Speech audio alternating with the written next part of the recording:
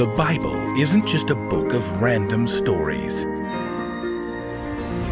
It's 66 different books that come together to tell one story. An incredible one about God's love for us. And now for an amazing story, inspired by the book of Matthew, chapter 25, verses 35 to 40. Mariana zipped up her coat and wrapped her scarf 3 times around her neck as she stared outside at the icy sidewalk. I can't believe they didn't cancel school. Mariana's mother searched for her car keys in her purse. The roads are clear, sweetie. Mariana pulled on her boots. They were a deep purple with shiny silver buckles. At least I've got a reason to wear my new boots. Don't forget, you'll need to take the bus this afternoon. Oh, the bus always smells like feet. Why can't you pick me up? I'll be at the shelter. They need extra volunteers with the cold and so many people coming in. Great. Help everyone else but me. What was that? Nothing. Regina raised an eyebrow and just pointed to the small framed poster near the door. It had been there for as long as Mariana could remember. Yeah, okay, I know. Read it anyway. Mariana stepped closer to scan the words, a Bible passage from Matthew. I was hungry, and you gave me something to eat. I was thirsty, and you gave me something to drink. I was a stranger, and you invited me in. I needed clothes, and you gave them to me. Anything you did for one of the least important of these brothers and sisters of mine, you did for me. Regina smiled. And who? It's Jesus talking. Helping people at the shelter is like helping him. I get it. Mariana knew the work her mother did to help homeless families at the shelter was important, but sometimes it just felt like it got in the way. Sighing, she shoved open the door and stepped out into the icy cold.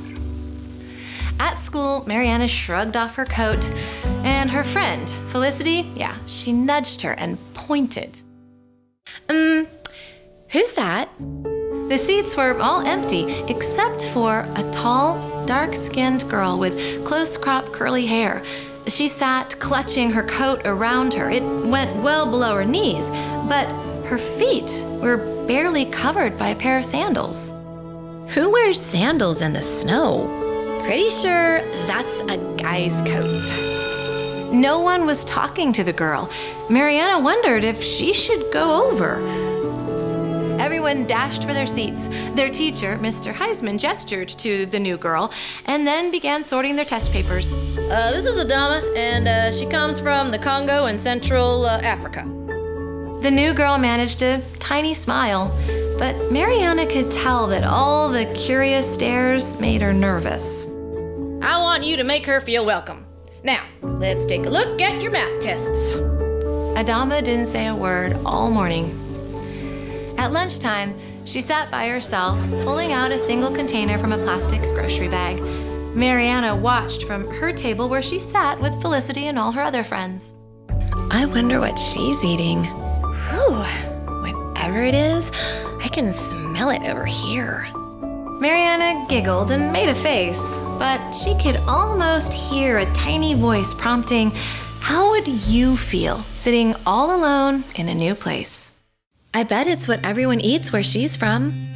Mariana had almost made up her mind to take her tray and go sit with Adama when, once again, filled with a bit of guilt and relief, she jumped up with the rest of her class and went to the gym. Miss Marks, the PE teacher, shooed everybody into the locker rooms. 4 minutes. I want y'all dressed out for volleyball and, Adama, right? Yeah. If you didn't bring gym clothes, just, take the bench, okay? Miss Marks herded all the students onto the court. All right, let's see you serve and return. Felicity, Mariana, you're up. As Mariana took her place, she noticed Adama sitting alone on the bench, looking a little lost. Hands up! Mariana glanced up to see Felicity's serve hurtling her way. She jumped, missed the ball, and rolled her ankle when she landed.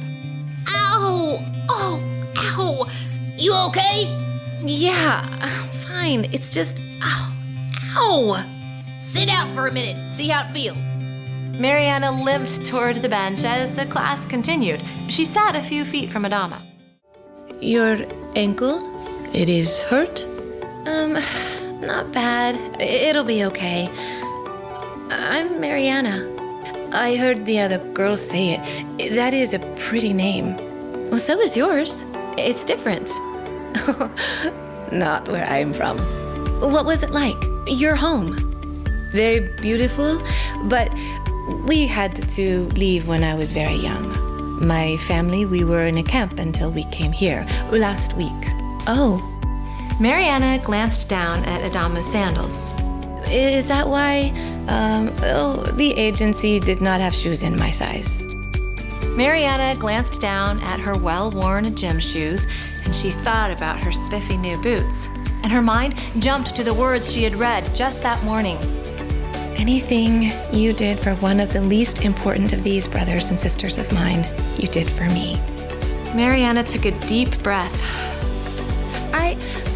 I've got a pair of boots in my locker you could have. Brand new. I bet we're the same size.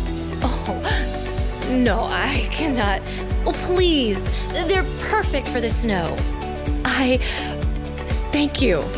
Mariana grinned, and Adama slowly smiled back.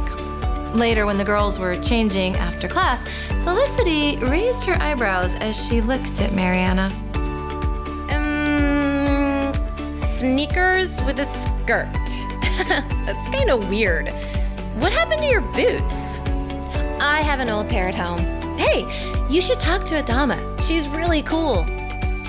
Mariana knew she wouldn't be able to get another pair of new boots this year, but it was totally worth it knowing Adama wouldn't have cold feet as she tried to adjust to a new home.